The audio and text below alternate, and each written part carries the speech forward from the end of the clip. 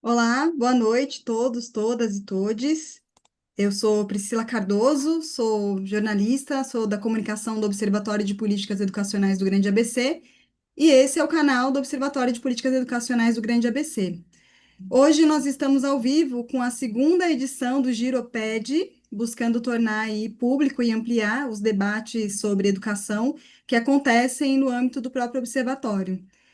Eu vou passar a palavra agora para o professor Salomão Ximenes, que é coordenador do Observatório de Políticas Educacionais do Grande ABC e também professor da Faculdade de Educação da USP, que vai apresentar, falar um pouco mais sobre o nosso tema e também apresentar as nossas convidadas de hoje. Professor? Obrigado, Priscila. Enfim, queria também dar minhas boas-vindas a esse segundo giro, né? Esse segundo giro do Observatório de Políticas Educacionais do Grande ABC.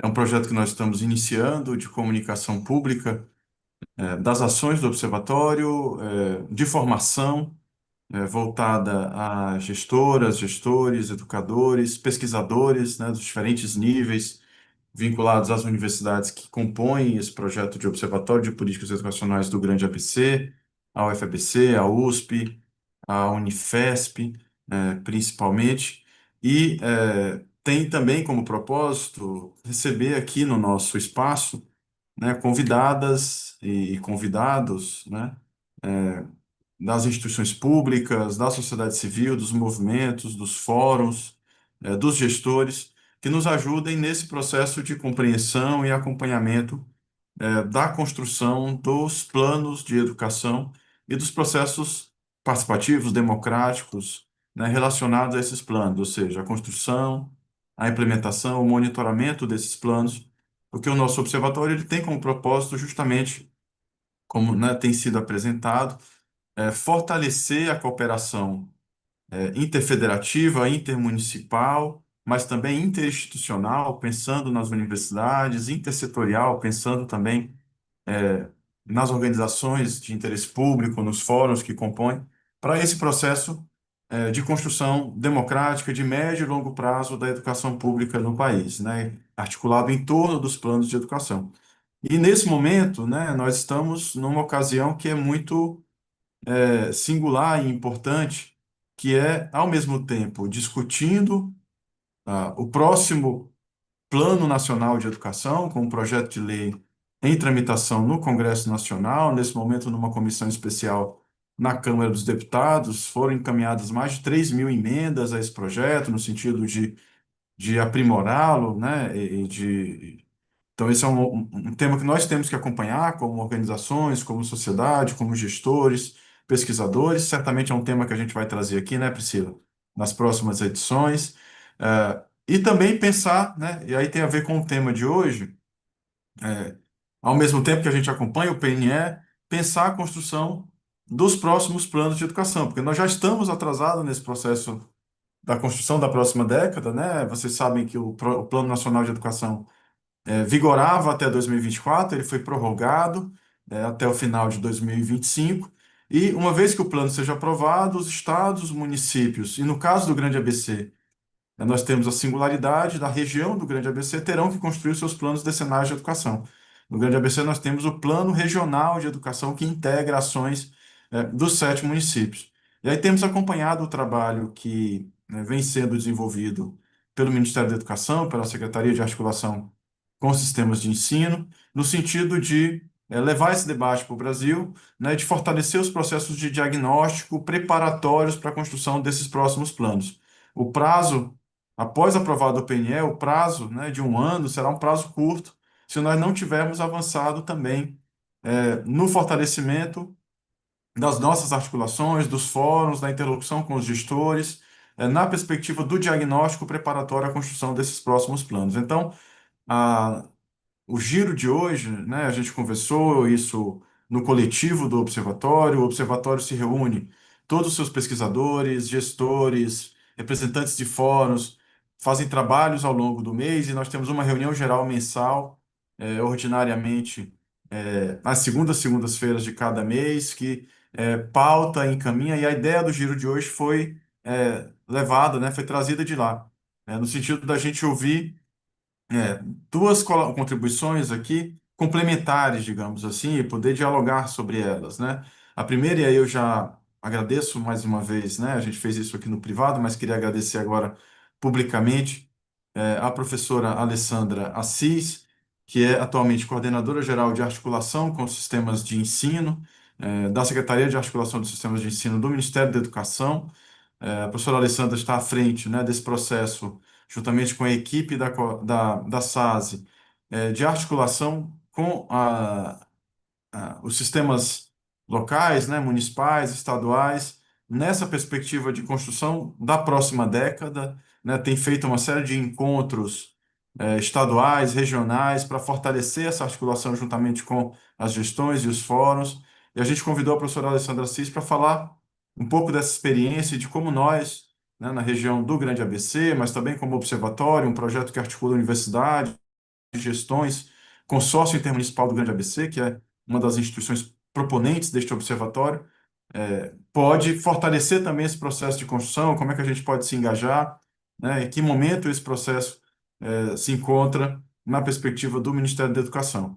Então é muito importante também, né, dizer que a professora Alessandra é professora da Universidade Federal da Bahia, cedida pelo Ministério da Educação, também é uma colaboração da universidade, né, com a construção das políticas educacionais desse país, não deixa de ser, né? E também em seguida vamos ouvir a nossa colega Camila Tinoco, que é pesquisadora do Observatório de Políticas Educacionais, como a gente pôde comentar na primeira edição. Aliás, eu recomendo que vocês vejam a primeira edição no canal YouTube do Observatório.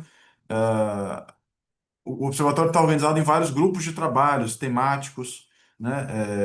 E a Camila tem colaborado, sobretudo, nas pesquisas, com o nosso grupo de trabalho Infâncias, que articula, né? A Camila vai poder falar um pouco mais disso, não vou roubar aqui essa apresentação, Camila, mas tem um grupo bastante potente de educadoras, pesquisadoras, né, que tem olhado para a questão das infâncias, no território do Grande ABC, e a Camila vai trazer algumas aproximações é, dos estudos produzidos, sobretudo né, na perspectiva do atendimento, do alcance das metas relacionadas à educação infantil no Grande ABC e como esses dados, esses indicadores têm avançado nos últimos anos, né? Então, a ideia também aqui do nosso giro é ouvir tanto contribuições externas, como ouvir também, né, dar espaço para a produção que tem acontecido no âmbito do observatório, no sentido, né, da gente poder, inclusive, estreitar laços, né, com outros pesquisadores, outros pesquisadores.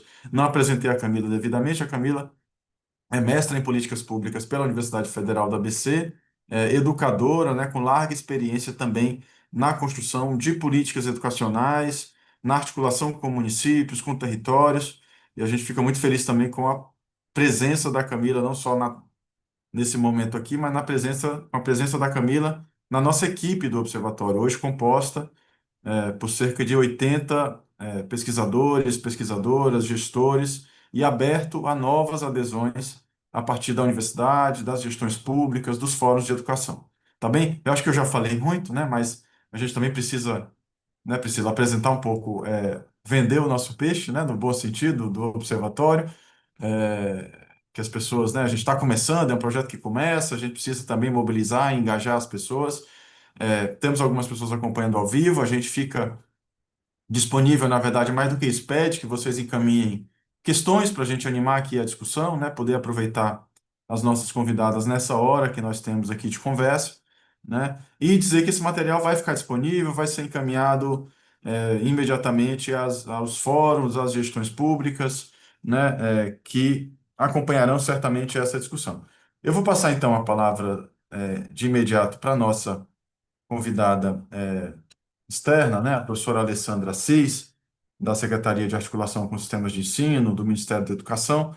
Professora Alessandra, fica à vontade, a gente combina um tempo, né, para a tua apresentação, e agradeço mais uma vez essa colaboração, né? Só não poderia, assim, perder a oportunidade de agradecer também à professora Selma Rocha, que é diretora, né, de articulação com sistemas de ensino, trabalha diretamente com a professora Alessandra, esteve conosco no seminário que realizamos ano passado na UFABC, né? A gente quer também fazer esse agradecimento público, porque entende que é uma parceria em construção, com a diretoria né, coordenada, dirigida, na verdade, né, pela professora Selma Rocha. Mas muito obrigada, professora Alessandra. Boa noite a todos e todas. Eu é que agradeço, professor Salomão, essa oportunidade, né, de estar conversando um pouco aqui com vocês, né, com um ambiente de pesquisadores, né, nesse encontro tão relevante que vem sendo realizado, né, com uma série de encontros pelo Observatório, dando conta, né, desse compromisso que as universidades têm também, do conjunto das instituições de educação superior, de acompanhar de perto as políticas públicas educacionais, né. São instâncias que não só acompanham do ponto de vista de produzir conhecimento e informação, mas articulado a isso, formar, né, mestres, doutores, pesquisadores, qualificando, ampliando a nossa capacidade, né, de participação, qualificando, né, essa participação, e levando também para a sociedade esse debate, né, utilizando aí, com todo o potencial, esse tripé onde as instituições de educação superior se sustentam, né, a pesquisa, o ensino, a formação e também o diálogo com a sociedade. Então, é muito importante, né, esse trabalho. Queria, além de louvar, né, agradecer essa oportunidade também, né, de estar dialogando, trazendo um pouco aqui da perspectiva é, desse lugar, né, hoje que estou ocupando, com a direção, né, o trabalho muito rigoroso, né, e muito importante que tem feito a diretora Selma Rocha, né, como a nossa diretora de articulação com sistemas de ensino. Então, está sendo também um grande presente do Estado de São Paulo para o governo federal, né? A professora Selma Rocha está trabalhando lá e podendo organizar, orientar, né, esse processo de articulação com sistemas, inclusive na parte da elaboração dos planos decenais, né? Então, é uma satisfação enorme poder estar trabalhando junto com ela e estar hoje aqui também com vocês, né? Até porque já venho aprendendo muito, né, com as suas publicações, com o material produzido pelo Observatório, que serve de referência para a gente, né, nesse processo, nesse desafio, né, que é num tempo político bastante apertado, né, com condições, às vezes, né, de uma conjuntura política nem sempre favorável e com muitos enfrentamentos a fazer num tempo curto, e a gente conta realmente com essa contribuição inestimável, né, das instituições de educação superior para esse debate. Eu vou tentar fazer uma fala bem breve, trazendo, na verdade, alguns pontos, né, de destaque, principalmente relacionado a duas questões, né? O próprio processo de elaboração dos planos decenais, né, um pouco de um contexto que eu acho que é muito compartilhado aqui entre nós, mas o observatório até com domínio disso, porque já acompanha há muito tempo, e um segundo ponto que é alguns destaques sobre o processo de cooperação que vem sendo, cooperação técnica, né, que vem sendo organizado e desenvolvido pelo Ministério da Educação a partir de 2003, né, com a reestruturação organizacional, né, do governo, do próprio Ministério. Então, eu dividi mais ou menos esses dois pontos, professor, para tentar trazer de uma forma breve, mas também, assim, pontos que abram um pouco, né, uma perspectiva de comentário. Estou trazendo mais pontos que eu gostaria de ouvir, né, de vocês, e a gente poder dialogar, do que necessariamente levar, né, daqui para aí, levar as informações, mas situando também algumas informações. Então, em relação ao processo de elaboração, eu acho que é importante, e o próprio observatório tem feito esse debate, né, o quanto ainda é frágil o processo de planejamento educacional no nosso país. Né? A gente tem, inclusive, muito disso se revela nesse momento agora, né, de transição, de década da educação, quando a gente tem um plano nacional vigente concluindo o seu ciclo e a perspectiva e a necessidade, a demanda, né, o direito do povo brasileiro de ter o planejamento da próxima década. Então, é exatamente nesse interstício, né, nesse momento, né, de construção do novo plano, a gente vê o quanto a gente ainda precisa avançar em termos de planejamento educacional, né?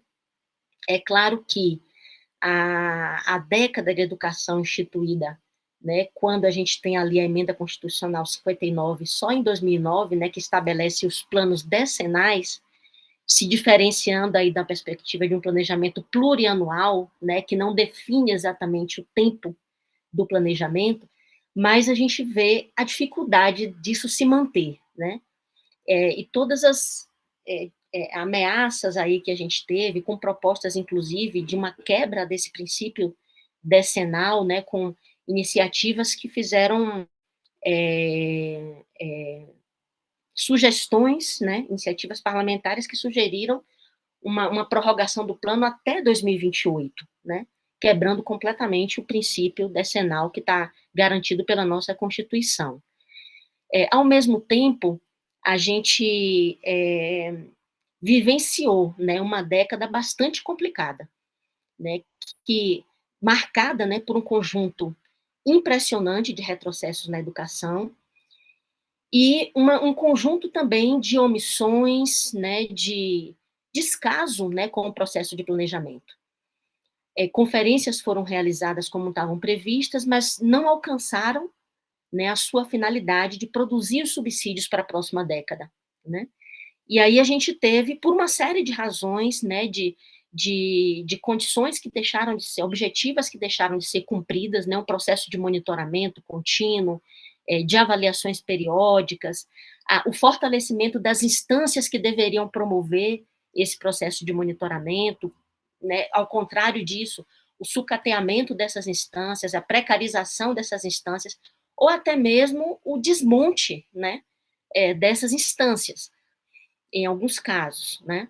Ou a gente observou também até a instalação de uma dessas instâncias, né, de uma instância importante, mas por força do controle externo, né, sem um efetivo funcionamento dessas instâncias de governança do Plano Nacional de Educação que garantisse, né, um processo contínuo de monitoramento, né, o que traria para a gente uma condição mais concreta, né, de cumprimento da década de educação.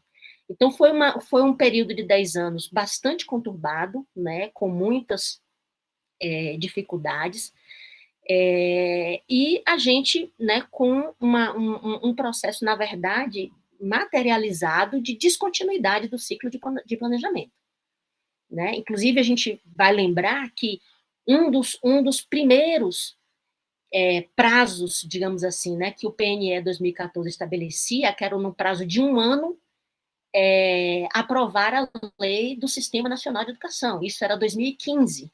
Então, esse já foi um primeiro prazo, né, que não foi cumprido, e se a gente lembrar o que era o Brasil 2015, né, a gente viu que um contexto, né, bastante complexo de funcionamento da própria democracia no país, né, de governabilidade. Então, muitas coisas atravessaram essa década, né? Muitas coisas atravessaram e que ainda nos afeta, inclusive, até o momento atual. E aí a gente vê, assim, como essa fragilidade, né, do processo de planejamento, ela vai exigindo da gente uma atenção muito grande, né? Deixa eu só ver aqui uma coisa rapidinho, professor. Eu estava olhando aqui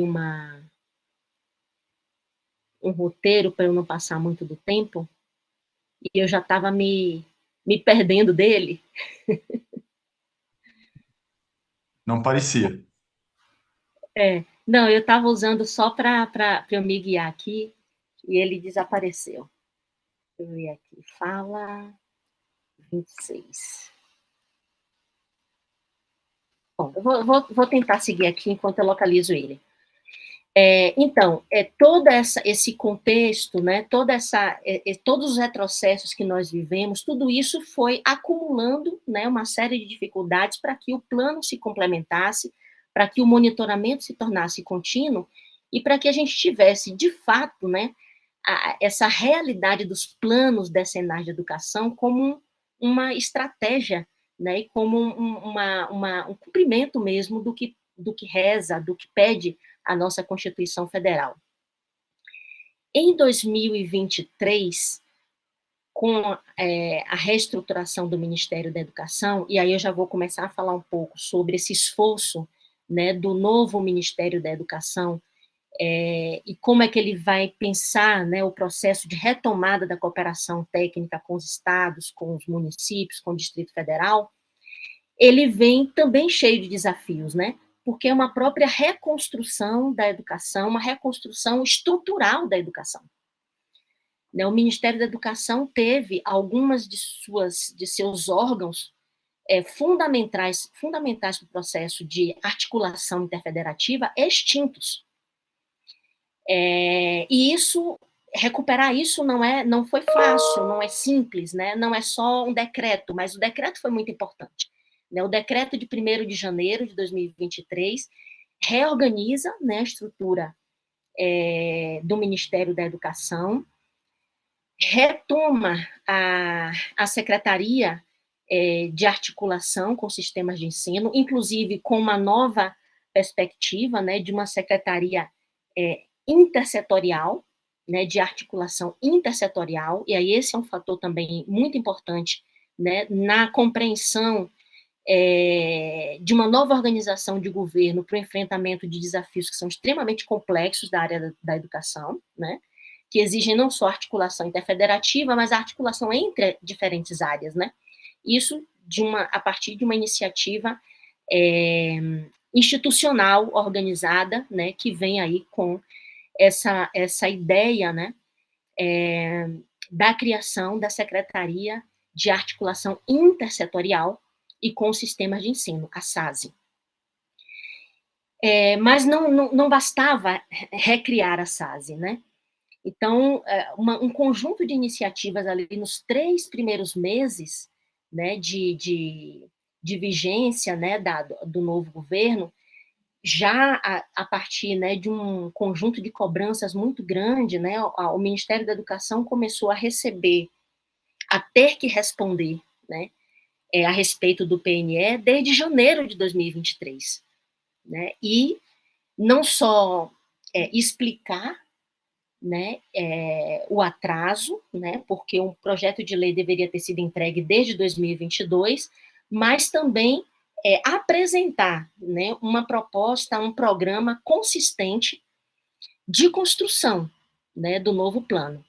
Então, isso foi extremamente desafiador, porque a construção de um novo plano não podia ser uma construção técnica, meramente técnica, né? A partir de um novo gabinete, de uma nova secretaria instituída, né? Um conjunto de estruturas, né? E de princípios precisariam estar sendo resgatados, retomados, e um deles, talvez o mais importante, o princípio de que o plano seja construído de uma forma coletiva, né? Com a participação da sociedade. Então, esse foi um desafio muito grande, porque grande parte das estruturas colegiadas, né, de participação da sociedade haviam sido desmontadas, né? Inclusive, o próprio Fórum Nacional de Educação, que tem aí um papel muito importante nesse contexto, né? O Fórum Nacional de Educação, ele é uma das instâncias, né, junto com o Conselho, com o próprio poder, com o próprio Ministério, com as comissões de educação das casas legislativas, né, do Senado e da Câmara, compõe, né, com essas outras instâncias, espaços de monitoramento do plano. Mas o Fórum também é responsável pela coordenação e articulação das conferências de educação, né, que são também instâncias, né, talvez de mais ampla representatividade, legitimidade, né, e participação da sociedade no processo de monitoramento, né, de conferir o que é que funcionou, o que é que não funcionou, quais são as novas proposições, e subsidiar, né, o processo de planejamento ao longo da década. Então, o Fórum Nacional foi recomposto, e, claro, também não podia ser, né, e cada coisa dessa que a gente vai vendo acontecer ali, né, nos primeiros 3 meses, a partir de um processo intenso de diálogo, né, de negociação, de construção com a própria sociedade, né, que também não dava para simplesmente inverter o sinal, né, e fazer um processo de reconstrução e retomada de uma forma impositiva. Precisava também, né, haver um processo de construção, de diálogo, de concertação mesmo, para que esse processo, né, de reorganização do campo da educação acontecer da forma mais negociada possível, né, sem deixar de cumprir as responsabilidades e com os prazos que já estavam sendo cobrados, inclusive pelo Tribunal de Contas, né. Então, esse processo de retomada do Fórum Nacional, ele foi acompanhado, o Fórum Nacional, mesmo antes de haver a portaria de recriação, uma comissão ali que discutia como seria, né, esse processo de retomada do Fórum Nacional, já destacava representantes que participaram da primeira reunião de um grupo de trabalho criado pelo ministro, esse sim, né, de uma gerência direta do ministro, um grupo de trabalho que começou a avaliar todo o acúmulo, né, que a gente tinha até aquele momento para produzir subsídio para o PNE. Então, quantas conferências foram realizadas, quais os resultados dessas conferências, né, o que tinha já de insumo produzido e o que tinha também ainda de lacunas, né, a serem preenchidas. Esse grupo de trabalho foi criado muito cedo, como eu falei, já mesmo antes do FNE ser instalado, mas já com representantes ali indicados pela comissão que estava repensando a retomada do FNE, e ele foi né, uma das primeiras constatações, né, e que foi muito importante para um passo ousado, né, mas necessário, tomado pelo governo federal, que foi de avaliar a insuficiência dos subsídios produzidos ao longo da década, mesmo com a realização da CONAI de 2022 e da CONAP de 2022. Né? Foram realizadas conferências em 2022, mas sem insumos suficientes para a elaboração de um novo projeto de lei, e isso foi o que sustentou, né, justificou, motivou o governo federal a convocar uma nova conferência. Né? Então, foi também um passo importante, né? Convocar uma Conferência Nacional Extraordinária de Educação, né? Para que a gente tivesse, desde 2023, e ali as etapas, ela foi projetada para... ela aconteceu em janeiro de 2024, mas até outubro de 2023 ocorreram discussões nos municípios, né, na etapa municipal, já com um documento referência produzido pelo Fórum Nacional e apresentado, trazendo inclusive no tema, né, do documento o Plano Nacional de Educação 2024-2034, né, política de Estado, já problematizando, né, a própria confecção do plano, e esse debate começou em 2023, com os municípios, né, que tiveram a oportunidade de ler, discutir, propor emendas para esse documento em 2023, e também escolher seus delegados, que daí foram para a conferência estadual. As conferências estaduais aconteceram ali entre outubro a dezembro de 2023, né, também fazendo debates, né, foi uma ampla mobilização, com uma adesão impressionante, né, dos estados e municípios, articulados pelos fóruns também, em cada estado, e disso aí resultou um conjunto de contribuições que foram aprovadas em janeiro de 2024. Essas contribuições foram sistematizadas no documento final e entregues ao ministro da Educação em março de 2024. Né? Então, eu trago um pouco desse cronograma para a gente ver que foi pouco tempo, né? E foi um tempo difícil, né, de ser organizado, de ser articulado, né, de ser aproveitado, otimizado pelos atores envolvidos, mas foi o tempo possível, né, para que também a gente tivesse aí um equilíbrio entre, né, construir coletivamente uma nova proposta sem deixar de cumprir, né, ou gerar ainda mais atrasos para o processo de elaboração decenal, né? Então, acho que é importante, né, ver esse compromisso, né, do governo em cumprir, mas não de qualquer jeito, né, os prazos estabelecidos para a elaboração do novo plano, né? E aí, de abril foi entregue o documento, em março, desculpe, foi entregue o documento da CONAI ao ministro da Educação. O grupo de trabalho que estava na sistematização, na elaboração, né, da exposição de motivos, da própria minuta e de um diagnóstico também técnico produzido, né, esse diagnóstico já está publicado a respeito da educação nacional. Teve aí mais um mês para poder produzir essa minuta, que saiu, então, do Ministério da Educação para a Casa Civil. Isso ali entre abril, talvez maio, abril, maio, por aí, né, sai do Ministério da Educação, vai para a Casa Civil, e aí a gente sabe, né, que tem outras questões que são também avaliadas, ponderadas.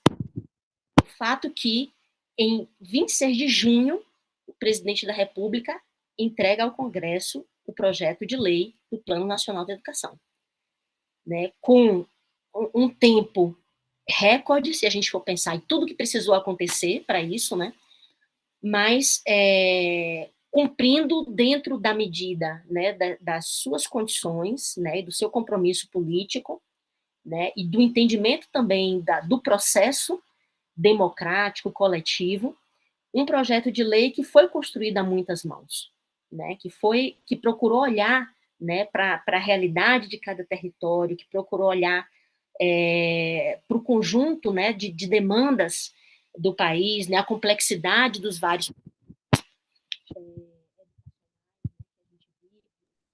Professora Alessandra, não sei se você me escuta. Sim. O microfone foi interrompido. Acho que algum contato que você está fazendo com o microfone tá cortando. Será que é a minha internet? Não, não, acho que é alguma coisa aí mesmo no contato físico. Mas eu acho que voltou agora, voltou. Foi só algum tipo de contato que teve aí. A gente estava te Certo. ouvindo perfeitamente até agora.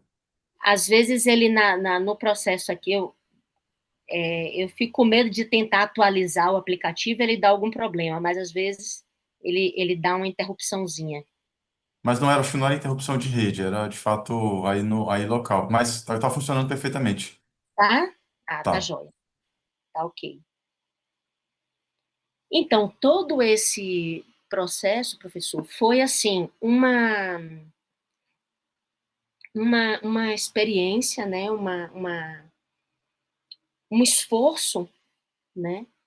Que mostrou muito dos desafios que a União, né, precisou enfrentar, mostrou também estratégias que precisaram ser utilizadas, né, para a elaboração do Plano Nacional.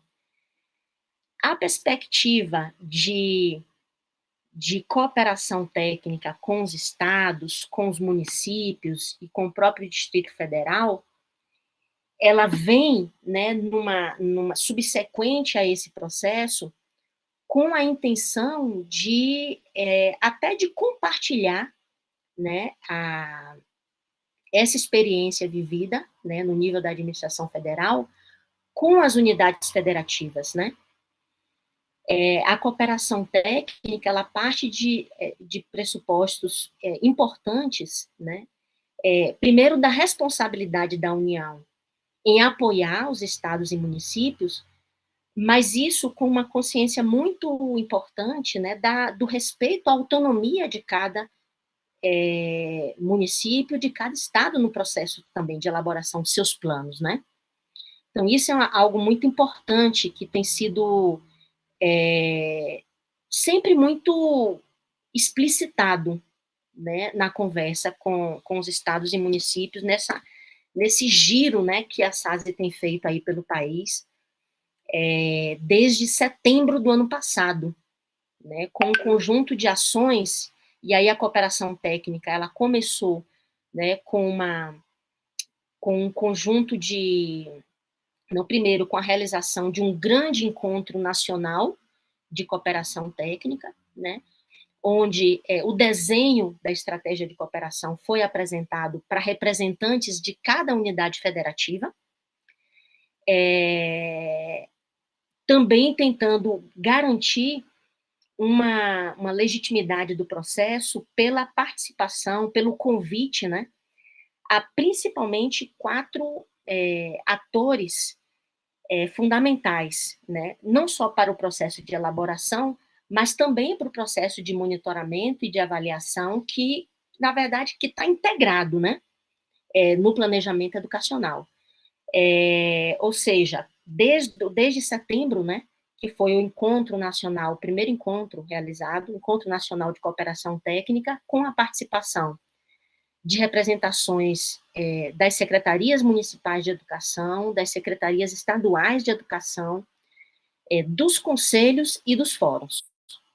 Né? Então, esses 4 atores, né, colocados assim como a base, né, de diálogo da construção desse processo de planejamento, né, para garantir não só a produção de uma proposta qualificada e embasada, né, referenciada, né, nas necessidades sociais, nas demandas sociais, mas também uma base que dá sustentação ao processo integrado de planejamento, né, que aí não é só ter o plano enquanto... O plano já é muito importante, né, já é um garantidor ali, né, orientador da gestão das políticas públicas, referência para os órgãos de controle, mas o plano também visto aí, né, como parte de um processo de planejamento que inclui, né, a execução, a implementação, que inclui a avaliação,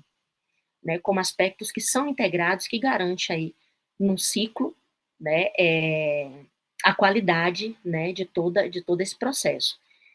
Então, já desde o encontro nacional que aconteceu em setembro do ano passado, representações, né, desses 4 atores têm atuado junto, em diálogo com a SASE, com o Ministério da Educação, na verdade, como um todo, não só a SASE, né, as demais secretarias também.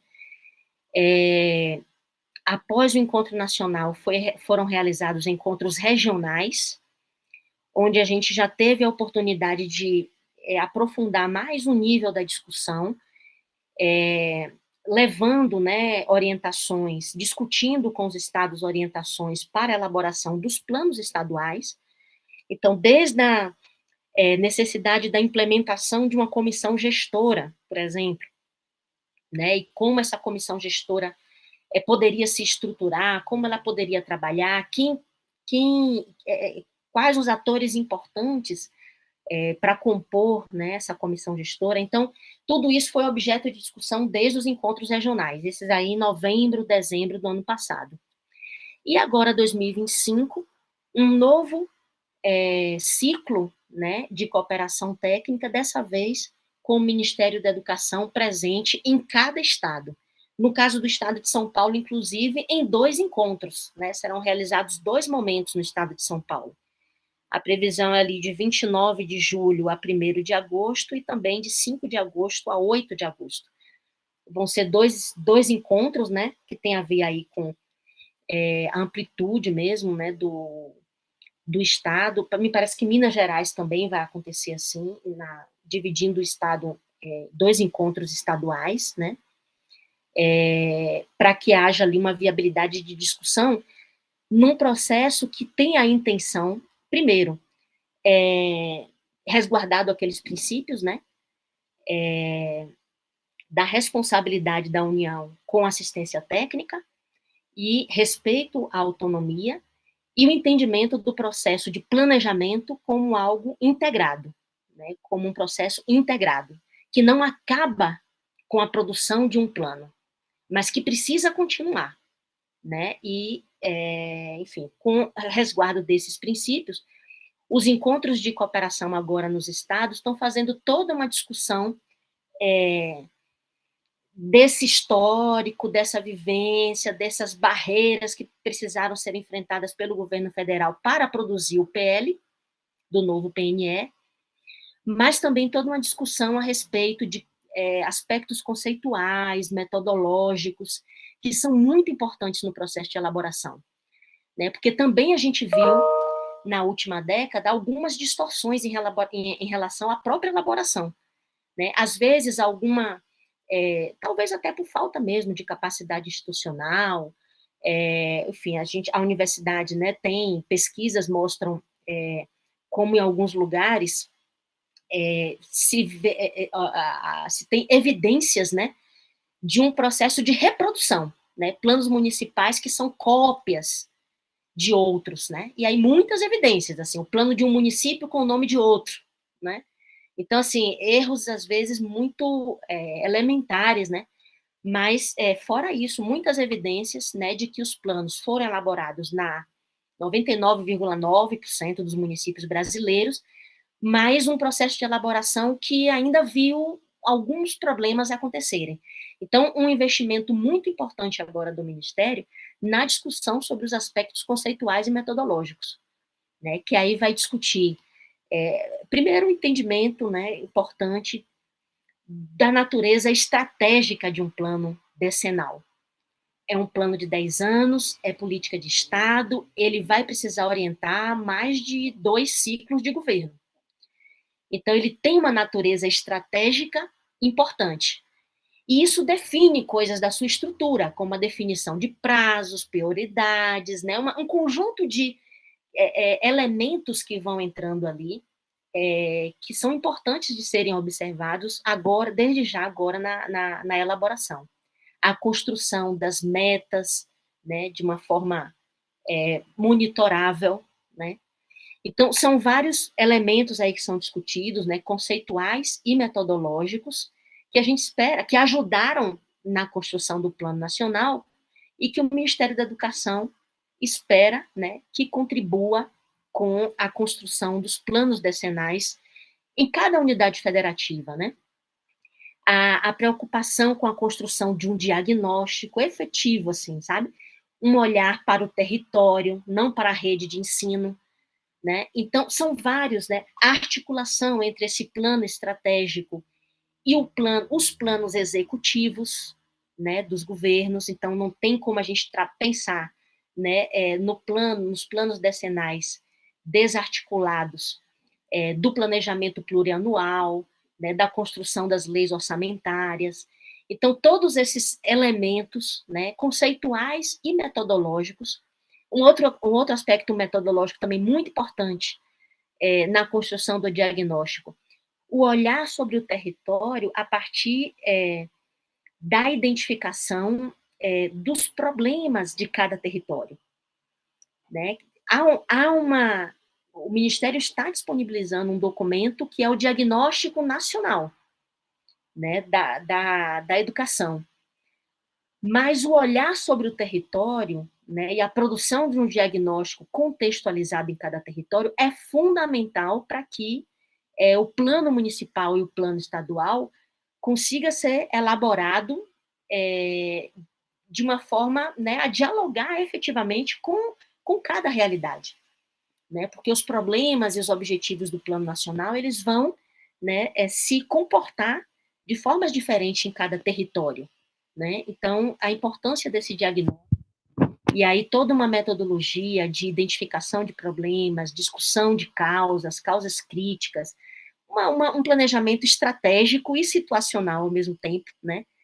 Que está sendo também apresentado com materiais, né? Então, existe o guia metodológico que está sendo apresentado nos encontros estaduais, e os encontros estaduais, eles estão sendo organizados numa dinâmica de oficinas, né? Então, não é o Ministério da Educação também falando sobre, mas é uma vivência, né, de construção. Aí são tomados ali alguns exemplos de objetivos educacionais, né, no sentido de trazer, né, para os participantes, também representando ali no Estado, né, os conselhos, os fóruns, as secretarias municipais e os técnicos das secretarias, da secretaria estadual em cada estado, nessa composição, né, uma vivência, né, um processo de construção, um processo de formação, né, que possibilite uma reflexão crítica sobre a elaboração de planos. A intenção do Ministério não é, de forma nenhuma, levar uma metodologia pronta, né, e não é colocar uma receita de como elaborar plano. Mas, ao compartilhar sua experiência e, a partir disso, né, destacar aspectos conceituais e metodológicos que são considerados relevantes, né, para essa compreensão dos problemas em cada território, dizer assim, olha, a responsabilidade é muito grande com esse planejamento da década, né? Não tem como a gente fazer isso de uma forma desarticulada, né? Aí é outro aspecto também nos encontros, né? Esse destaque sobre a importância da consonância entre o plano nacional e os planos estaduais e municipais que estão em construção, né? Então, por isso, vários elementos necessários para essa consonância são debatidos nos encontros estaduais, né?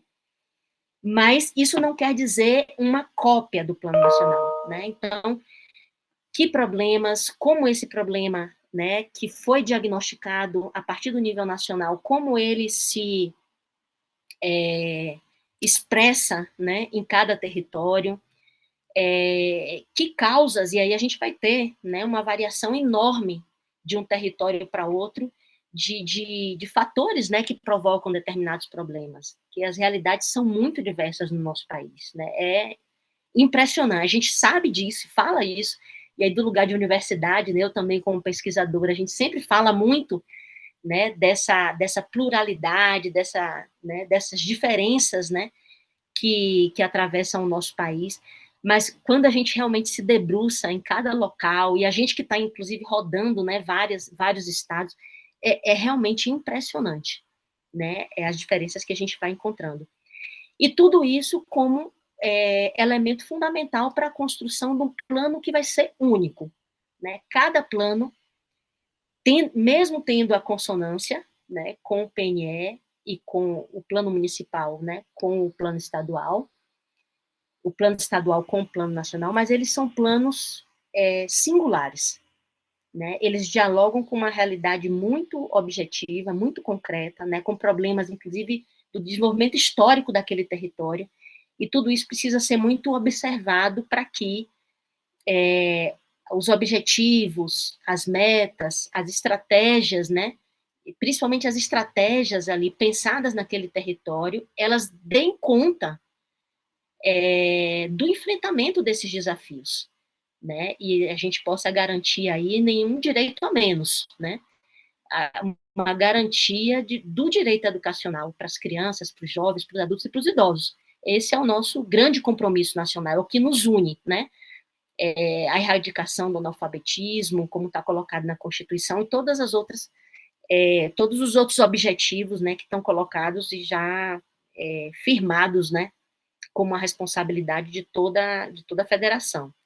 Então, os Professora encontros são Alessandra, isso. só desculpa eu te interromper, porque eu acho que a gente pode, talvez, estou preocupado com o nosso tempo aqui, que a gente tem um compromisso de tempo, e acho que você está levantando Bom, uma questão muito importante, né, sobre essa questão do diagnóstico, né, de como a gente isso. precisa, né, olhar para esses princípios, né, de responsabilidade, autonomia. Eu estava anotando aqui, eu olho para baixo, E a pessoal, né? gente, para concluir, nos encontros estaduais de cooperação técnica, o que a gente, além de discutir a importância do diagnóstico e exercitar, né, fazer um exercício através da oficina, com a metodologia, com esses atores que eu coloquei aqui para você, presentes nessa oficina, representando todo o território do Estado, a gente discutir no final, assim, bom, qual é o desafio que esse Estado vai ter para construir esse processo, né, para Uhum. mobilizar esse processo. Porque a gente sabe também que o atraso na implementação e no monitoramento e na avaliação do PNE afetou todo mundo, né? Então, a ausência também, né, de um apoio no processo de monitoramento, a SASE foi extinta, a plataforma que cuidava do processo de monitoramento foi suspensa, enfim, toda essa descontinuidade prejudicou enormemente o monitoramento do plano municipal, né? Então, tem muitos municípios que não conseguiram dar continuidade, né? Mesmo tendo criado lá comissões de monitoramento, não conseguiram. Então, a gente também, nos encontros estaduais, faz uma discussão sobre, assim, olha, e agora, né? Os planos municipais também estão com a vigência muito próxima, né? De vencer, né? Com o prazo muito próximo de vencer, também com cobranças do controle externo, né? Com ausência de um monitoramento, muitas vezes, né? Diagnósticos não foram feitos, sem uma estrutura montada para isso. Mas então, né, considerando todo esse cenário, né, de fragmentado, de descontinuidade, de falta de apoio, enfim, de desestruturação mesmo, né, de retrocesso, de falta de financiamento, né, a ausência da assistência técnica da União, tudo isso, como é que agora a gente reconstrói, né, a União junto com estados e municípios esse novo campo, né, esse campo de novo, né, com as relações, restabelecer mesmo, né, as relações interfederativas no processo de planejamento. É um desafio enorme, né, mas a gente está contando muito, assim, sabe, professor, com um engajamento muito grande. Acho que primeiro pela importância, né, que os atores que a gente tem dialogado em cada município, inclusive muitas pessoas ligadas à universidade, né, que através de suas pesquisas conseguiram manter algum nível de acompanhamento, né, ao longo da década. Mas, assim, com uma compreensão muito importante, assim, né, de quanto foi prejudicial essa interrupção, né, da importância dessa retomada, inclusive uma retomada sobre novas bases, assim, para que a gente fique um pouco mais protegido, né, contra eventuais retrocessos e, enfim, desmontes futuros, né? E aí a gente vai pensando também junto com o Estado e município, assim, como retomar agora, né? Que agenda a gente precisa fazer, como que a gente precisa responder, né, às demandas e, enfim, juntos, né? Porque aí é realmente um novo momento também do Ministério da Educação que se coloca assim lado a lado, né, dos estados e dos municípios para enfrentar esse desafio. Inclusive, não atrasando ainda mais a cooperação técnica de iniciar, né, porque ela foi interrompida. Ela nunca deveria ter sido interrompida. Né? Então, alguns até questionam assim, mas por que falar em cooperação técnica agora? Vamos demorar mais para voltar a falar disso? Né? Vamos demorar mais para iniciar um processo articulado de planejamento educacional do nosso país? Não podemos, né? Não podemos adiar mais. Então, é isso. Acho que já em São Paulo a gente vai ter, né, de uma forma mais prática, né, esse debate acontecendo através dos dois encontros, e a gente espera encontrar em São Paulo o mesmo ou até o maior nível de engajamento, né, que a gente tem encontrado aí em outros estados para a retomada desse processo de planejamento. Uma retomada forte para ele não parar mais. Agradeço, professora Alessandra. Enfim, a gente, né, vários dos pontos que você traz são pontos que a gente percebe, né, nesse processo de pesquisa, de acompanhamento também na região do Grande ABC, esses desafios, né, todos da contextualização do plano, fortalecimento dos fóruns, das agendas democráticas de monitoramento. Nós temos chamado a atenção para a importância de envolver as comunidades escolares nesse processo, né? Temos uma metodologia de trabalho para engajá-las nesse diagnóstico dos planos de educação, preparatório ao novo, né, aos processos de novos planos de educação, e temos fortalecido essa agenda do diagnóstico, do acompanhamento, sobre o contexto educacional, né, geral da região. E ficamos à disposição, né, para colaborar nesse processo dos encontros, né? A gente tem acompanhado essa agenda, a professora Karen, que nos acompanha aqui, eu sei, ao vivo, que é a nossa coordenadora do Fórum Regional de Educação, tem nos informado sobre os encontros regionais. o professor Leandro, que coordena o Fórum Estadual, agora o professor Soeiro, né, na verdade, assume a nova gestão também, tem nos informado, e a gente se coloca à disposição para também aprender nesse processo, construir junto, porque tem muitas questões em comum, né? A gente avançou um pouquinho na hora, mas também não quis interromper a professora Alessandra antes, porque, enfim, acho que estava muito alinhado com o que a gente queria acumular, né, e estreitar essas informações mesmo, e muito importante esses aspectos principiológicos, né, do processo. Então, a gente propôs aqui inverter um pouquinho, professor Alessandro. Vamos ouvir a Camila, que a gente tinha combinado com ela a apresentação, né, de uma dessas dimensões de diagnóstico. No final, a gente tem um tempinho só para, né, Priscila, talvez trazer alguns comentários aí que a gente teve. Já sabe que a gente não vai conseguir responder tudo, mas a ideia, né, do giro é levantar questões, a gente poder pensar junto, e acumular informações e perspectivas para o nosso trabalho também, em comum, sem problema, né? A gente pôde aproveitar mais a professora Alessandra nesse momento, aqui da apresentação. Tá bom? Vamos assim então, Camila. Você assume com a apresentação. Pri, eu não sei se tem, Priscila, não sei se tem algum comentário que a gente possa trazer agora. Não, né? Vamos direto Acho que a para. gente pode deixar para o final, né? Tem bastante cumprimentos aqui, tem um comentário, mas acho que pode ficar para o final. Tá bem, então vamos assim. Camila, tá contigo. Legal. Boa noite. Quero agradecer primeiro, né, pela oportunidade aqui em nome do Grupo de Trabalho Infâncias, do Observatório de Políticas Educacionais do Grande ABC, que eu estou representando, por esse espaço, para que a gente possa socializar algumas reflexões, alguns achados aí, quando a gente foi olhar para esses planos municipais aqui da região do Grande ABC, com foco na Meta 1 de Educação Infantil. Eu acho que algumas coisas vão poder dialogar aí com o que a professora Alessandra trouxe, né? Eu acho que espero que essas duas apresentações conversem entre si também. Vou compartilhar aqui a minha tela, só um segundinho, que eu possa fazer isso.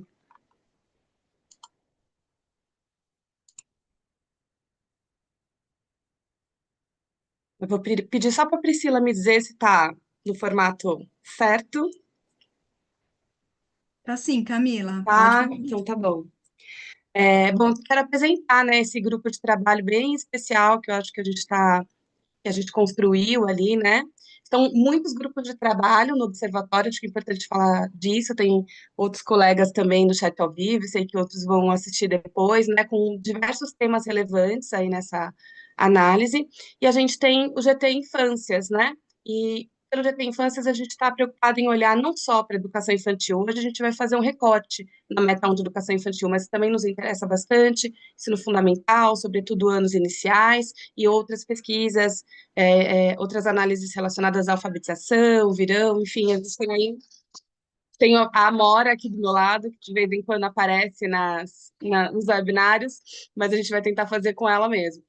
E aí então quero aproveitar só para mencionar esse grupo de pesquisadores, educadores, né? Então a gente tem lá a Leonarda, a Maíla, a Maria da Penha, a Marineide e a Viviane, que estão aí também ao vivo e que construíram com a gente essa análise. Vou tentar representá-las aqui da melhor forma.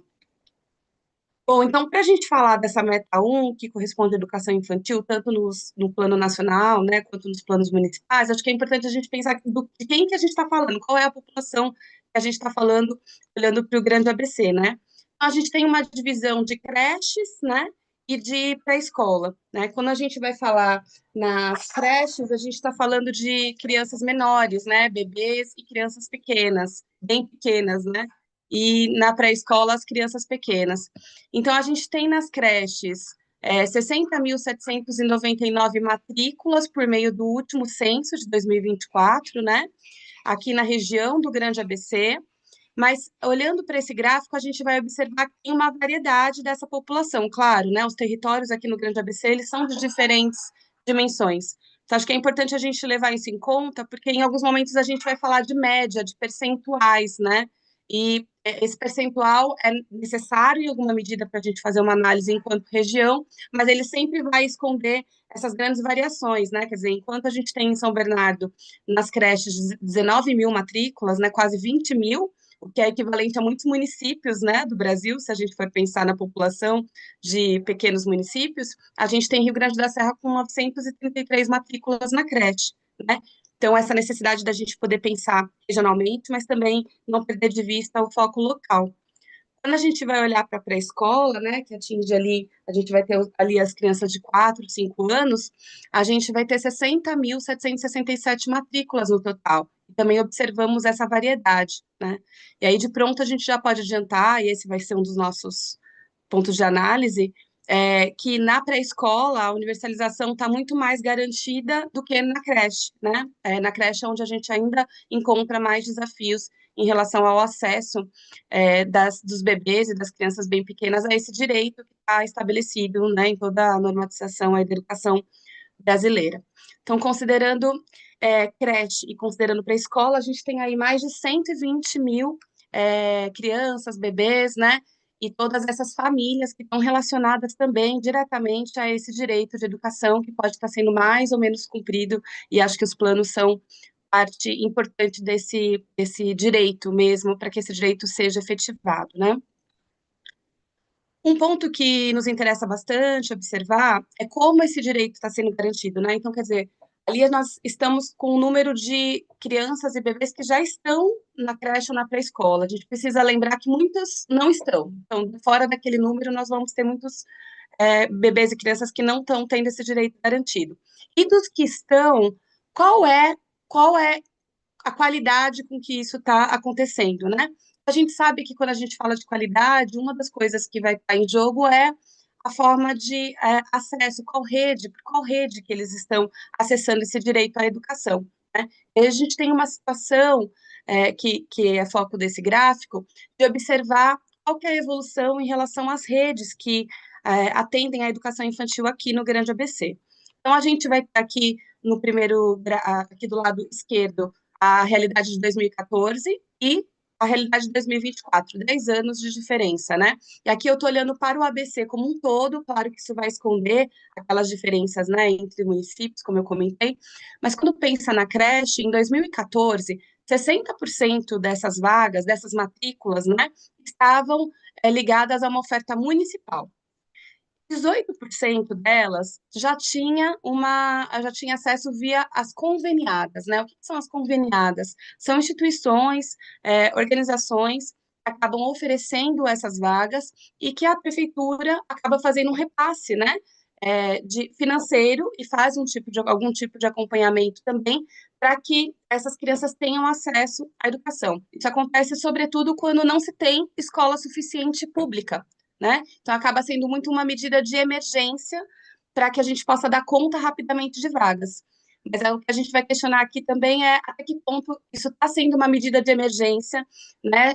Isso foi foco do planejamento, isso foi abordado no plano, mas em que medida isso mudou ou não, para que a gente possa ter mais crianças pelo acesso municipal, né? Que acaba sendo um acesso em que os profissionais são concursados, em que o acompanhamento acaba sendo melhor, né?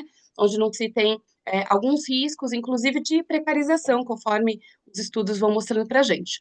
Bom, então, em 2014, a gente tinha 60% das matrículas no municipal, 18% em creches conveniadas e 22% no particular. Isso em toda a região do Grande ABC, nas creches. Então, ali, crianças até 3 anos. Em 2024, a gente vai observar que não tem regionalmente tanto diferença dessa realidade. A gente continua com 61% do acesso municipal, 21% é conveniado e 18% particular.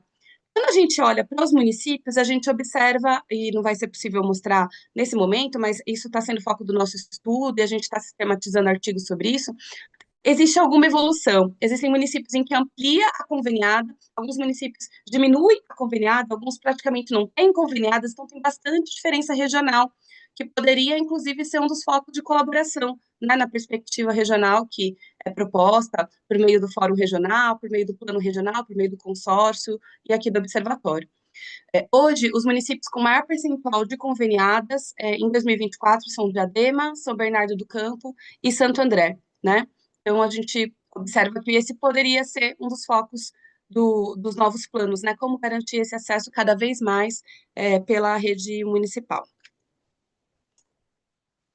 Na pré-escola, a gente já observa menos esse fenômeno do conveniamento, né? Então, a gente já tem uma universalização mais próxima mesmo da rede municipal. Então, a gente passou ali de 2014, 77% no municipal, e em 2024, 78% do municipal, mas a gente vê diminuir essa margem vermelhinha aqui, né, que já não era tão grande, mas era significativa, diminuir bastante. Isso pode ser reflexo, inclusive, das políticas educacionais que aconteceram nesse período, né? A gente tem uma pequena elevação também do percentual nas escolas particulares, e isso varia conforme municípios. Em alguns municípios a gente observa que tem uma ampliação maior das escolas particulares.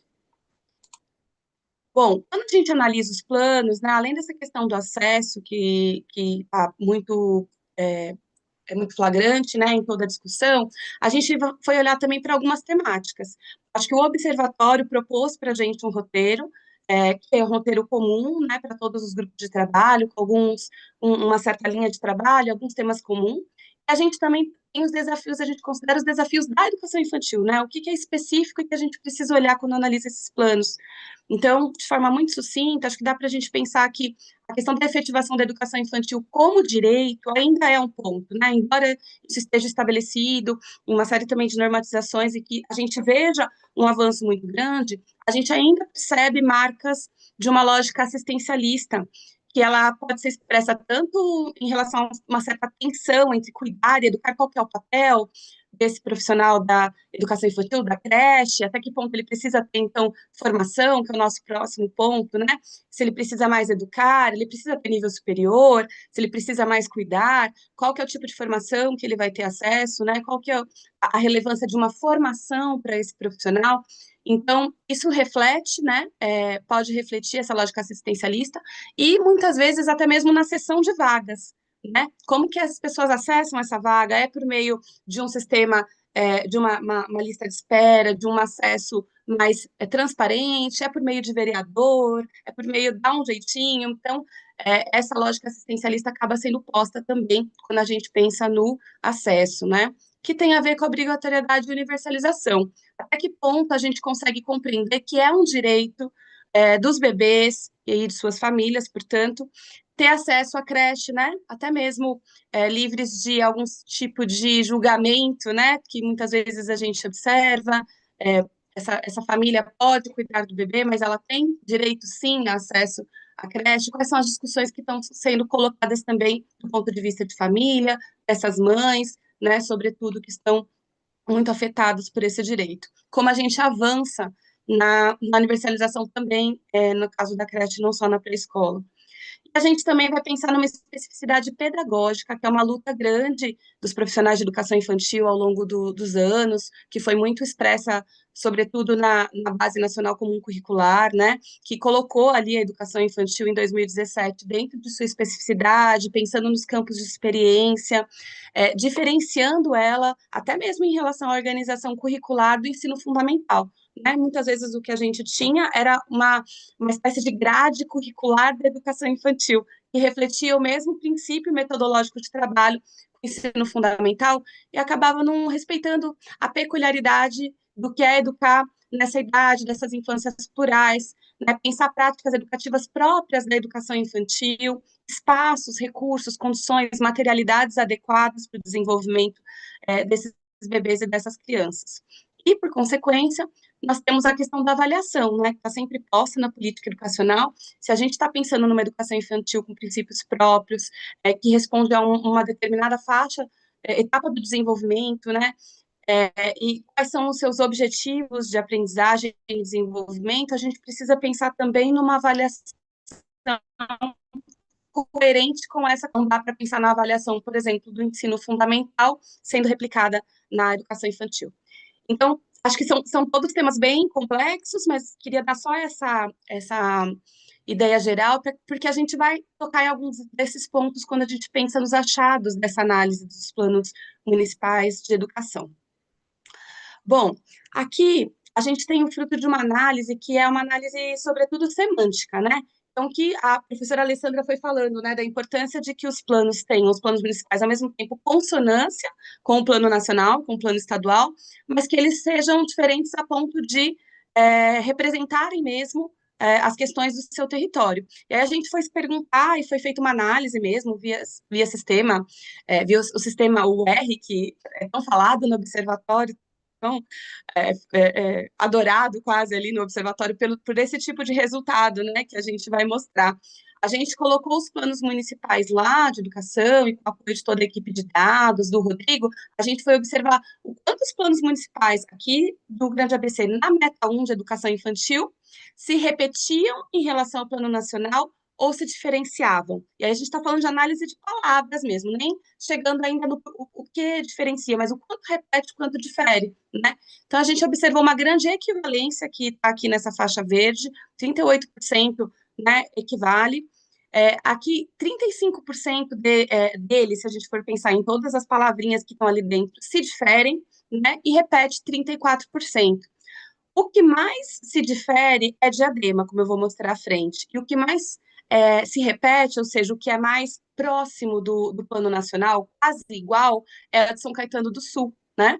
Então, a gente tem alguma variação aqui, mas isso também é um ponto para a gente olhar, né, professora Alessandra, nesse processo de nova elaboração, como é que a gente pode assegurar, de fato, que existam discussões participativas, não só na elaboração do plano, mas também depois, mas para que eles possam ter a cara. Uma das perguntas que a equipe do Observatório de Coordenação fez para a gente nessa análise eles refletem a especificidade do território, né? Então, quando a gente olha um plano que é tão parecido assim com o plano nacional, possivelmente ele não reflete tanto as necessidades específicas ali do território. Esse slide está com muito conteúdo, mas ele é só para mostrar como que a gente faz isso também. Uma coisa é a gente jogar lá no R e o R dá esse percentual para a gente. Mas em que difere, né? Aí a gente foi fazer também uma análise qualitativa disso. Aqui eu estou pegando nessa coluna primeiro o Plano Nacional de Educação, na segunda, 2 exemplos, né? O Plano Municipal de Santo André e depois o Plano Municipal de São Bernardo do Campo. Mas a gente fez isso com as 7 cidades, né? Então, no que pode diferenciar? Por que é relevante, né, a gente pensar nisso? Um exemplo, aqui na meta, né? Tanto no Plano Nacional de Educação quanto no Plano Municipal de Santo André, a gente fala aqui que a proposta é atender no mínimo 50%, né, das crianças de até 3 anos em creches, por meio de creches. Aqui no Plano Municipal de Santo André, a gente vai ver que já tem uma mudança, é uma palavrinha, mas é muito significativa, porque ele coloca aqui em creches públicas. Atender 50% em creches públicas. Isso faz diferença quando a gente vê lá a nossa discussão sobre conveniamento, né? E aqui no Plano Municipal de São Bernardo do Campo, ele já aumenta para 60%. Há essa decisão de aumentar para 60% em relação na meta mesmo, né? Quando a gente olha as metas, tem uma variação menor, mas aqui a gente já tem um exemplo. Quando a gente vai para as estratégias, a gente pode ter mais variação ainda, né?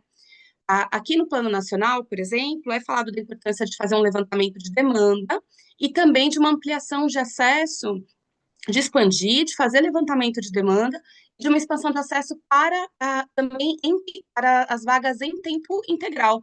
Quer dizer, não só a criança ter o direito à escola, mas ter direito em tempo integral.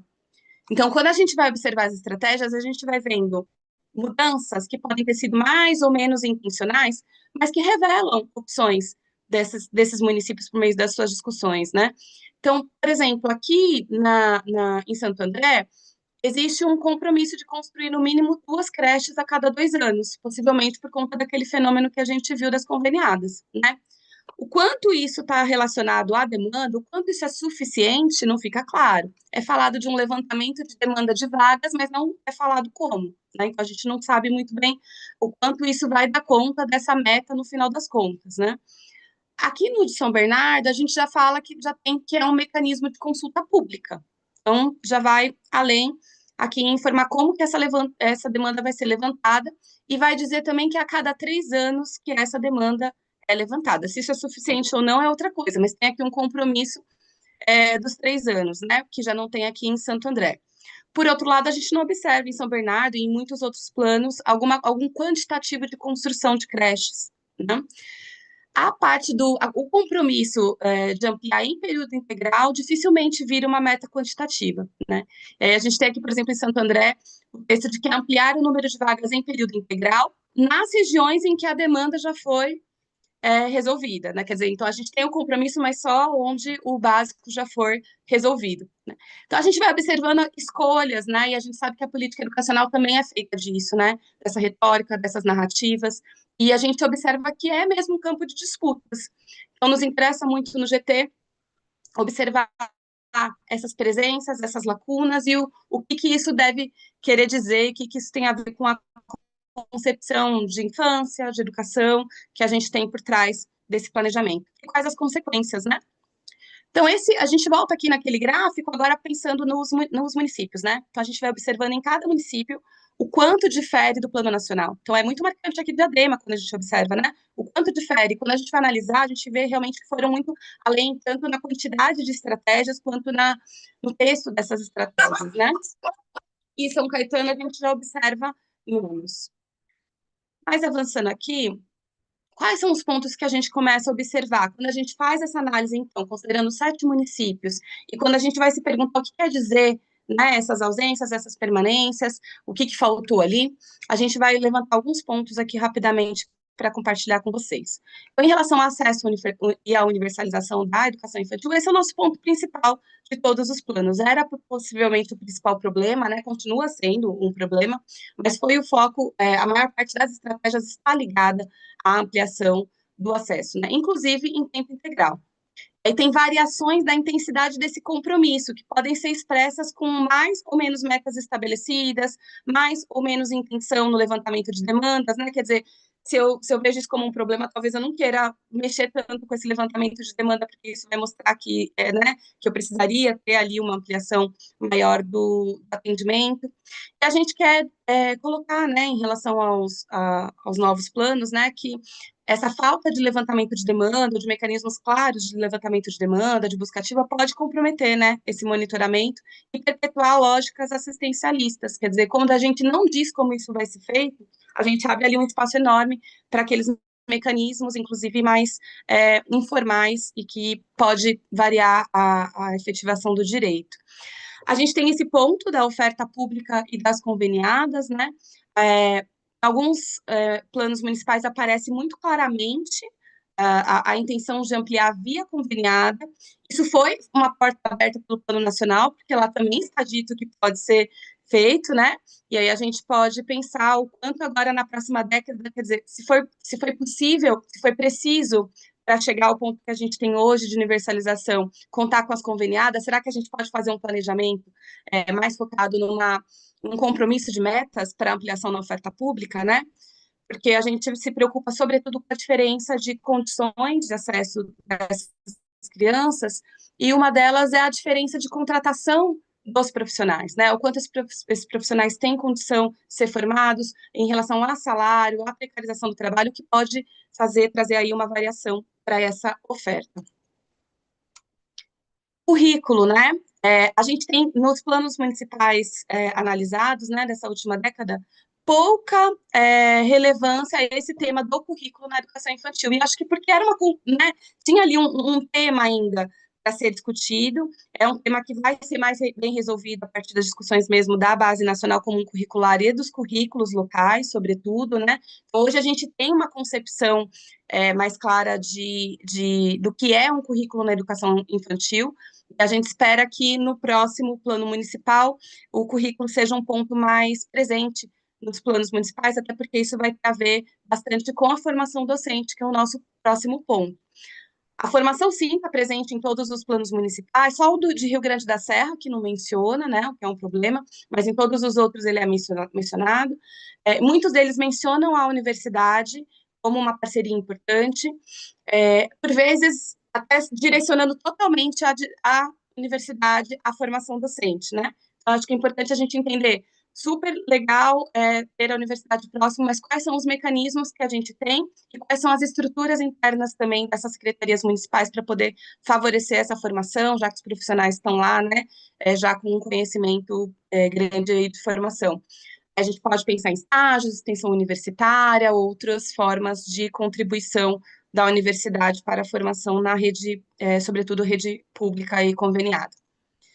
A questão da intersetorialidade, né, que é até uma provocação também desse roteiro que foi nos dado, aparece a colaboração, sobretudo com assistência social, saúde e proteção à infância, mas ela é citada ainda de uma forma bastante sintética, né, eu acho que pode ser alvo também das discussões para o próximo plano, e quando ela é citada é sobretudo para ações de busca ativa, atenção à vulnerabilidade, levantamento de demanda, né, não fica tão claro assim qual que é essa contribuição enquanto rede mais integrada de sistema de garantia de direitos, enfim, acho que isso está garantido em outras normativas, mas aparece, mas de forma ainda bastante tímida, essa questão da intersetorialidade na Meta 1, né? Lembrando que a gente está falando da Meta 1. Na avaliação tem um ponto que nos chamou bastante atenção, quase todos os municípios, eles assumem já uma posição lá em 2014, né, o que é importante a gente lembrar, de uma avaliação institucional, que é aquela avaliação que vai ter maior foco nos processos, em olhar as condições que são oferecidas para o ensino, do que no desempenho das crianças, né, o que realmente na educação infantil, por toda a discussão que a gente tem feito da especificidade, não faz sentido, embora essa discussão venha e volte, né, algumas vezes, de vez em quando aparece, surge alguma avaliação que alguém tentando fazer avaliação de aprendizagem mesmo, né, com bebês e crianças bem pequenas, mas o foco maior, o que combina mais com a concepção que está hoje, nos parâmetros, nas diretrizes, é, de fato, a avaliação institucional. E isso aparece de forma bem semelhante ao Plano Nacional. Rio Grande da Serra não aparece a menção à avaliação, então esse poderia ser um ponto. E só Ribeirão Pires nos chama atenção porque ela fala de uma avaliação alinhada aos parâmetros em uma das estratégias, mas em outra ela fala em uma avaliação do desenvolvimento infantil, né? Que é justamente esse ponto que a gente precisaria olhar qual que é a concepção, que avaliação é essa, né? E talvez revisar isso para o próximo plano para que a gente possa realmente ficar na avaliação institucional. Então, aquelas coisas que é bom a gente dar uma olhada, porque, assim, para escapar ali para uma nova redação, dependendo do contexto e dependendo dos interesses e concepções, é muito fácil, né? E aí eu já estou finalizando. O ponto de relações étnico-raciais e diversidade, ele é praticamente ausente em todos os planos, né? É claro que essa é uma discussão muito mais próxima da nossa contemporaneidade, mas é uma ausência que a gente deve sinalizar justamente para que seja colocado nos próximos planos, e aí pensando na Meta 1, inclusive, né, o Plano Municipal de Diadema se afigura nesse sentido, trazendo já desde a Meta 1 esse tema, né, e tem também todas as leis ali que estão baseando isso. É importante a gente pensar que, a depender das avaliações institucionais, por exemplo, o professor falou da metodologia que o Observatório tem parceria, são os INDICs, que é de uma avaliação institucional participativa, o tema de relações étnico-raciais e diversidade pode estar dentro da avaliação, né? Então, algumas escolhas também podem resolver essa ausência, mas é melhor que ela fique mais pronunciada nos próximos planos. E outra ausência sentida é a participação social e gestão democrática. Nessa meta não aparece praticamente. Tem exceções, né? Então, Rio Grande da Serra fala, por exemplo, em canais de participação, né? Não deixa muito claro quais são, mas são mencionados. Em Diadema, a gente tem uma menção à gestão escolar com envolvimento comunitário. Então, esses são os pontos para a gente compartilhar aqui. A gente vai apresentar alguns desses resultados essa semana, no 10º Congresso Paulista de Educação Infantil, da COPED, na quinta-feira, na UFABC. Então, vai ser uma apresentação bem parecida com essa, inclusive. E a gente está sistematizando em 2 artigos científicos, né, em que a gente vai poder aprofundar algumas dessas questões, essa análise, e a gente vai ter um artigo com recorte da expansão, pensando sobretudo nesse preço da expansão a partir das conveniadas, e um outro artigo para a gente mergulhar mais em sistemas de currículo e avaliação na educação infantil, por meio dessa análise comparativa, né? E a gente espera que esses materiais possam ajudar aí na elaboração que está vindo. Quero mais uma vez agradecer ao grupo de trabalho, à equipe de coordenação do Observatório, aos colegas também dos outros GTs.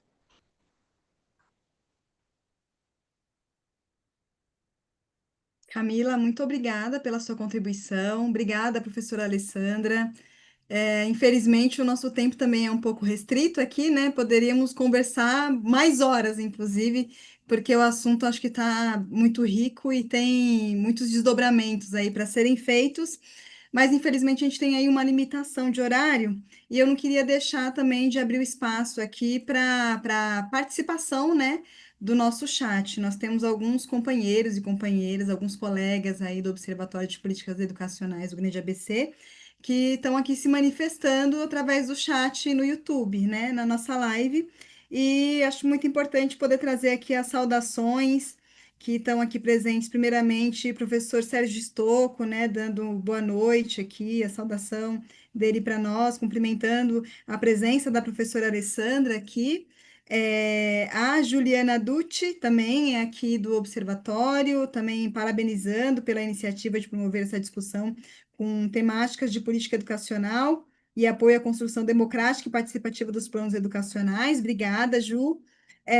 O professor Dinailton também, presidente do Sindserv, né, que é o Sindicato dos Servidores Públicos de São Bernardo, professor da Rede Pública de São Bernardo, a Viviane Tavares, a Léo Leonardo, a nossa querida, a Sara Marques, Felipe, Natália, Cita, Maíla, a professora Maíla, a Karen, que foi mencionada aqui, né, que faz parte do Fórum Regional de Educação, a professora Marineide, e a Solange Ferrarese, também boa noite. O Guilherme, nosso companheiro lá de Rio Grande da Serra, professor Guilherme, também está aqui presente. Valéria Ugolini, Beth Marques. E aí também queria aproveitar, temos aqui alguns questionamentos. Eu sei que a gente não tem espaço aqui, infelizmente, para o comentário da professora Alessandra e da companheira Camila, mas acho que é importante a gente apresentar esses questionários aqui como uma contribuição para a reflexão, né? Então, quero começar com uma pergunta deixada aqui pelo professor Sérgio Stocco. Ele tá dizendo que a SASIMEC está perguntando, né, se a SASIMEC está organizando subsídios para os estados e municípios elaborarem seus planos, pensando na função supletiva e de coordenação da política nacional. Acho que vem também aí uma sugestão, né, para poder fortalecer esse processo. A professora Leonarda, a professora lá de Diadema, a Léo, que também é nossa companheira do observatório, deixou aqui também outro questionamento. Ela está dizendo que alguns municípios não possuem Fórum Municipal de Educação. E, nesse aspecto, há alguma estratégia para conversar com essas cidades e estimular a criação desses fóruns, né? E aí, por fim, professora Marineide deixa a pergunta dela aqui. A SASIMEC prevê formas de indução de monitoramento e avaliação dos planos municipais de educação e pelos municípios e sociedade, considerando que muitos municípios não realizaram essa tarefa, né? Agradeço aí pelos comentários e aí para poder concluir, queria só deixar aqui o comentário da professora Maria da Penha, parabenizou principalmente a professora Camila, que está aqui, e o nosso querido Rodrigo Travitsky, que também foi mencionado aqui, ele faz um simples comentário, fechando aí com chave de ouro, dizendo Viva o R! Priscila, obrigado. Enfim, o nosso Rodrigo, nosso cientista de dados, professor da Unicamp, né, nosso, fundamental na nossa construção aqui. É muito bom, né, estar com o pessoal, muita gente boa aí, professora Alessandra, que está, né, conhecendo essa nossa experiência do observatório. Queria também agradecer, né, a presença de todo mundo que acompanhou, em especial, né, a apresentação da Camila, toda a equipe do GT Infâncias também que a Camila mencionou, que está dedicada a esse trabalho, né, de análise, de diagnóstico. O diagnóstico envolve algumas frentes, né, o diagnóstico sobre o próprio processo dos planos, o diagnóstico sobre o cumprimento das metas e estratégias, e o diagnóstico no sentido de produção de conhecimento, também reflexões, né, de massa crítica sobre as políticas educacionais, os desafios que são territoriais, locais, mas são nacionais também, né? Nesse sentido se articulam muito com o que a professora Alessandra colocou antes. Camila, eu vou me dar a liberdade também, enfim, de não te dar a palavra para se despedir, então dar um tchauzinho para todo mundo. Né? Vou pedir o seguinte, olha, a professora Alessandra, sim, né, nossa convidada externa, Pri, assim, 2 ou 3 minutos para ela comentar rapidamente o que ela achar que é prioridade. De fato, a gente precisa encerrar, professora Alessandra. Mas 2, 3 minutos para você comentar alguma coisa, porque também seria injusto tantas questões você não poder dizer nada, né? E já se despede, por favor. Imagina, eu tenho que agradecer primeiramente vocês, viu, por essa oportunidade. É sempre um aprendizado estar dialogando com quem produz conhecimento, né? E esse é um momento do nosso país que a gente precisa disso. E aí, se eu pudesse destacar alguma coisa, professor Salomão, eu falaria assim da importância do envolvimento do observatório, das instituições, com a produção desse diagnóstico da realidade de cada local, né? Porque isso é fundamental para pensar, né, a próxima década, para planejar a próxima década. Né? O diagnóstico ele tem como pressuposto que existem direitos, né, dos nossos bebês, das crianças, né, como foi colocado aí pela professora Camila, muito bem, anotei muita coisa aqui, dos nossos jovens, né, adultos até idosos, que não estão sendo atendidos em cada território. Né? Pessoas que estão sofrendo, né, com um processo de aprofundamento de desigualdades de todos os níveis, de todas as ordens, por uma falta de atendimento a esse direito. O diagnóstico, tendo em vista, né, esse direito que está instituído, esse diagnóstico ajuda a gente a entender o que falta, né, em cada local. O que a gente precisa, que condições a gente precisa garantir para que esse direito seja atendido. Então, isso é fundamental. Não pode ter um plano pensado ou comparado, melhor, próximo, consonâncias construídas com o plano nacional, se o que sustenta ele é algo diferente de um diagnóstico dessa realidade. Isso é algo que precisa ser construído, né? E aí eu tenho certeza que o observatório vai poder ajudar muito nisso. Né? E o mais é a gente nos mantermos, né? Todos nós nos mantemos unidos, né? Na implementação dessas políticas, na avaliação, na construção de uma governança democrática, né? Aí os fóruns foram citados, os fóruns são espaços fundamentais, são espaços permanentes de participação social que estão previstos em lei. Então, onde não tem, precisa ter, né? Precisa ser criado. E é um espaço, de fato, quando ele funciona, ele tem, né, um potencial muito grande, pela pluralidade mesmo como ele se constrói, de ter essa experiência democrática construída muito ali no cotidiano e um processo permanente de acompanhamento das políticas educacionais para a gente ter essa garantia aí dos direitos, né, de todos sendo atendidos com qualidade, com equidade, numa perspectiva sistêmica, né, com a participação, com governança, com intersetorialidade, né, que foi também colocada aí pela professora Camila como um fator decisivo para a gente transformar a educação no nosso país.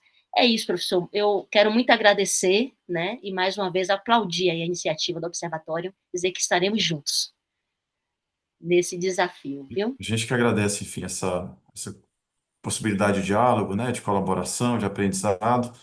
Estamos começando também nesse caminho, né, de um observatório de políticas educacionais no Grande ABC, vinculado ao FABC, ao consórcio. Agradecer a Camila de novo, a equipe do GT de Infâncias, a Priscila Cardoso, né, que dividiu aqui essa condução comigo. E acho que a gente vai encerrando por aqui, né? Até a próxima. Só deixar o convite indireto, né, Camila? Entre os dias 28 e 30, nós temos o Congresso Paulista de Educação Infantil na UFABC, onde esse trabalho da Camila vai ser apresentado. É muito importante esse espaço, né, de conversa, de reflexão, organizado pelo Fórum Paulista de Educação Infantil, que historicamente tem produzido também reflexões em torno do direito à educação infantil, né? E aí, quem puder ir ao FABC, acompanhar essa discussão, vai poder também abrir essa interlocução conosco lá do Observatório, tá bem? Obrigado, gente. Até.